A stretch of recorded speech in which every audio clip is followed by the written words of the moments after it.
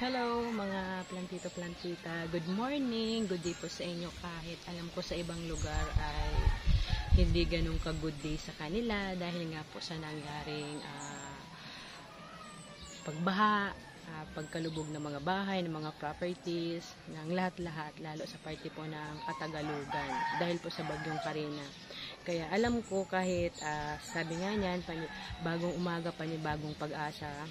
Pero syempre, bilang tao, dumadaan din po tayo na medyo humihina din minsan ang loob po natin. Pero ayan, dito sa amin sa Bicol, ngayong July 26, ay okay naman yung panahon, medyo mahangin, pero lumalabas si Haring Araw. Ayan, patuloy pa rin si Plantita Joy, syempre sa pag-maintain at pag-aalaga dito sa kanyang mga halaman. Kahapon, nag-start na akong final touching talaga. Kasi yung mga konting mga hindi masyado maayos, mga damo-damo, mga halaman na natutumba, nilagyan ko ng mga suporta para maging maayos din yung kanilang tayo. Pero syempre, bago po ako magpatuloy ulit na naman sa bagong episode na to sa Pagiging Buhay Plantita ko ay welcome back po ulit muna dito sa aking munting channel, MJ Nagrampa Channel. Ako po si Joy, ang inyong certified plantita. At yun nga po yung aking magiging project ngayon. May mga halaman ako ditong pinag-iisipan ko po kung kailangan ko ba siyang putulin or lagyan ko lang po ng suporta. Kasi ang gusto ko pong ma-achieve dito sa plant na ito, yung pag namulaklak po siya, trailing. Ayan. Hopefully, maging yung nasa isip ko kagabi, yung plano kong gawin ngayon ay maging maayos at maging magandang tingnan dito sa aking garden. At yun po yung aking uumpisang gawin ngayon.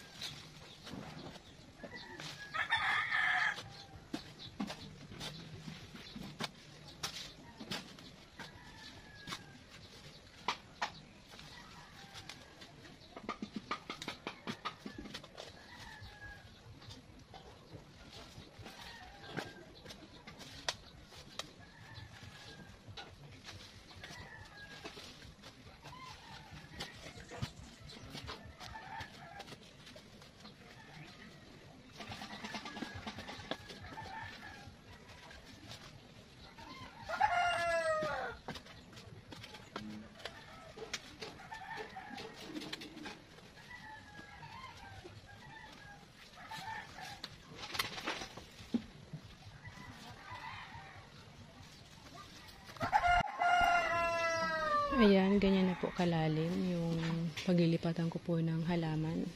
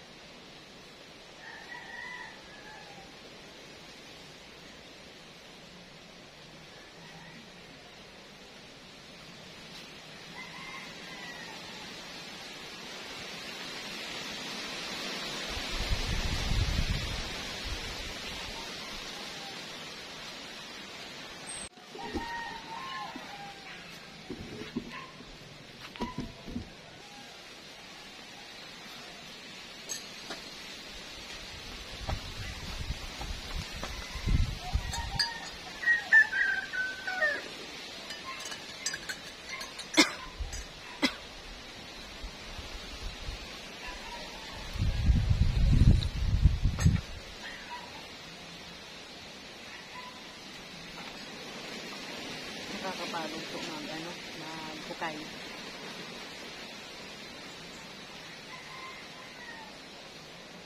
Ito po, kumuha ako ng rambutan. Kaso mahangin. Ang hirap makaano doon sa kawayan. Makaano yung sanga.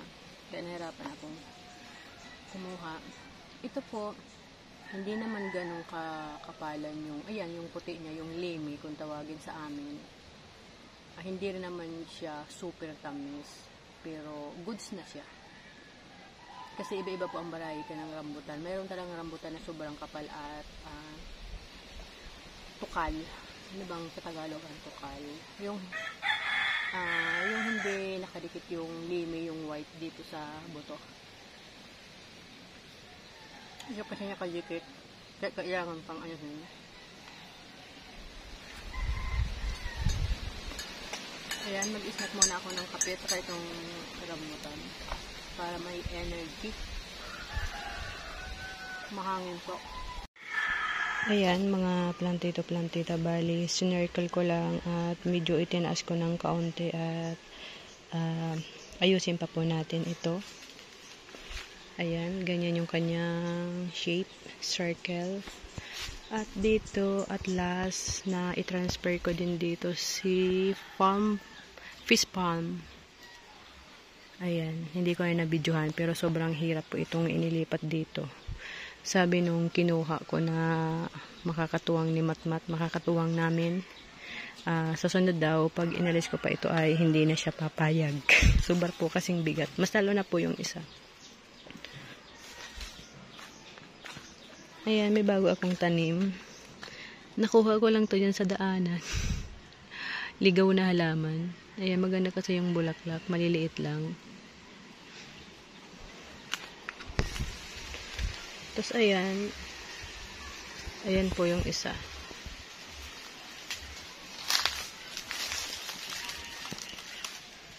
Ayan, ganyan po. Nakaganyan silang dalawa.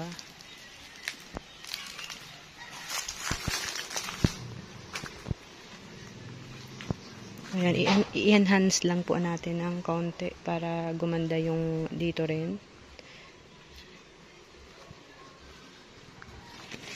Ayan. Iaayos ko lang po muna at mag-charge po muna ako ng cellphone at ipakita ko lang po sa inyo pag okay na.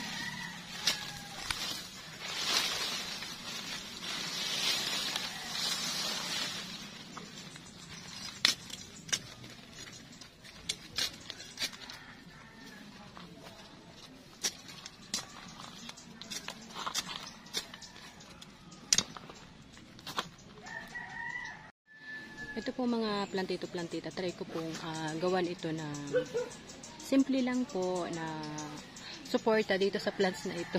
Kasi sobra na talagang ano. Ayan po, nakikita niyo po, ayan. Ayan. Nakikita ba? Ito po, oh. Ayan. Nanghinayang akong, ano siya, nanghinayang po akong putulin. Kasi ang gusto ko pag namulaklak sa yung, ayan, trailing siya. Kaya try ko lang po. Kahit itong kawayan hindi naman siya heavy duty. Pero pang samantala again, ayan. Sa probinsya, ayan, yung kawayan, lagi naman talaga siya magagamit kasi yun yung mas madaling kunin at mas mura. Pero sa tibay ay kulang yung tibay niya.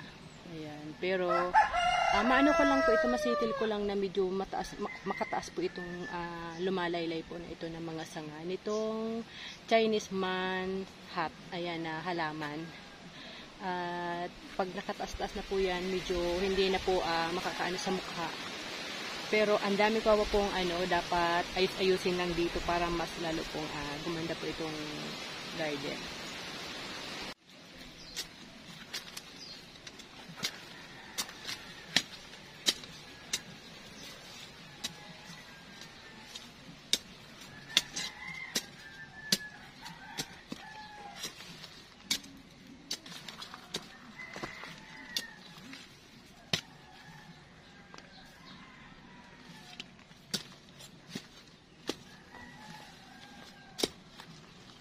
Ayan, medyo ibaon ko lang po yung kawayan para may tibay, para may pag inano ko lang po kasi pag tinali ko lang siya dito sa kahoy na ito, dito, hindi dito. Ayan, saan ba? Ayan, pag tinali ko lang siya dyan sa kahoy na yan, medyo kulang yung ano niya, tibay. Kaya, ayan, ibaon ko lang ng tama lang para mas hindi siya hindi siya galaw ng galaw yan para matibay naman siya kahit papaano.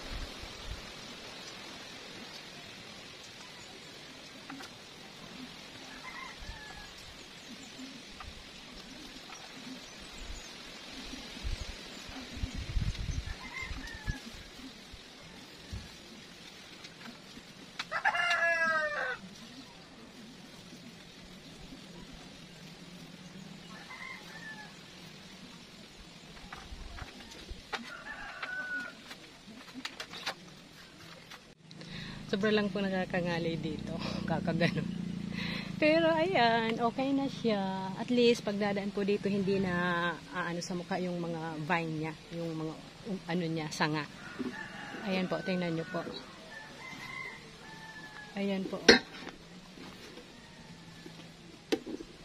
Na nakataas na po talaga at ayan, hindi naman masyado na makakaano sa mukha. Ipakita ko po sa inyo na hindi na siya nakakaano sa mukha. Ayan po.